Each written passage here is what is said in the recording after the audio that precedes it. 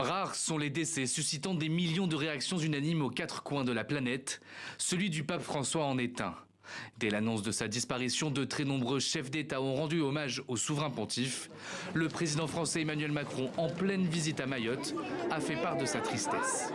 Il a durant tout son pontificat été aux côtés des plus vulnérables, des plus fragiles, avec beaucoup d'humilité et un sens tout particulier dans ces temps de guerre et de brutalité, un sens tout particulier de l'autre, oui, et du plus fragile. Et en cela, il a été fidèle à une tradition qui lui était chère.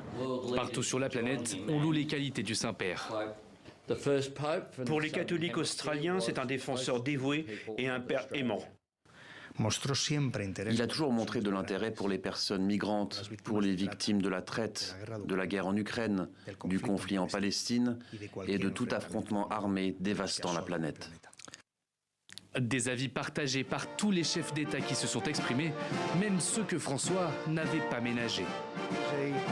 C'était un homme bon, il travaillait dur et il aimait le monde. Le pape a beaucoup fait, non seulement pour ses fidèles, mais aussi pour le monde entier. Un pape honoré au-delà de son propre mouvement religieux. Le Dalai Lama évoque sa dévotion et sa simplicité. En Iran, où l'islam est religion d'État, une pensée est adressée aux fidèles catholiques. J'offre mes condoléances à tous les chrétiens du monde et à tous les monothéistes et religions divines pour le décès du pape François et nous demandons à Dieu la paix pour lui.